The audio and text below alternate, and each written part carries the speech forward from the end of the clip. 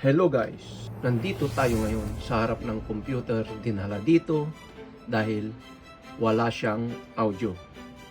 Okay, let's start how to fix the audio video high definition. Okay, first of all, okay, you see guys, how to update NVIDIA HD audio driver for Windows 10. Now, you can type div mgmt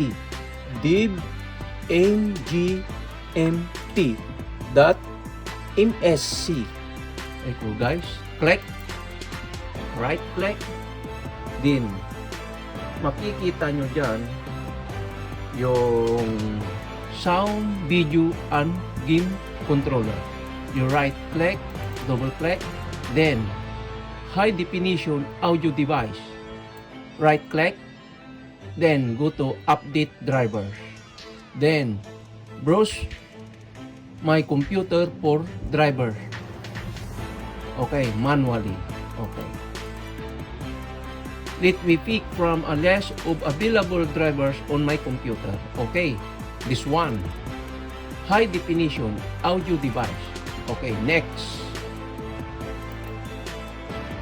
Yes, installing the device driver is not recommended because Windows cannot be verified that it is compatible with your hardware. If the driver is not compatible, your hardware will not work correctly. Okay, this is a compatible 3 items: high definition audio device, IDT high definition audio codec version 6.10. Okay, IDT high definition audio codec version 6.10.64. Okay, yes, click yes. Okay, look guys, Windows has successfully updated your drivers. Okay, close. Okay, now close all. Okay, then restart your computer. Okay,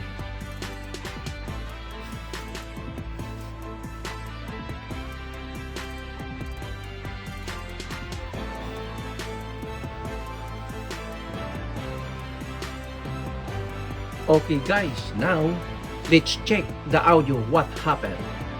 Browse the Google Chrome. Yes, then search Papu Electrical Electronics. Okay, this is my channel, Papu Electrical Electronics. Okay, now i-check natin kung may audio na. Okay, Let's start guys. yes guys, Napaka-importante ang pagpili ng tamang size ng wire. very nice Ito guys. ang setup para sa performance nito at pati sa safety nito kasi pag maliit ang wire You see, dapat guys, na size para sa system 100% working. Pag may natutunan po kayo, please huwag kalilimutan mag-subscribe, like, and share, and click the notification bell para ma-notified po kayo sa susunod kong video. Thank you, and God bless us.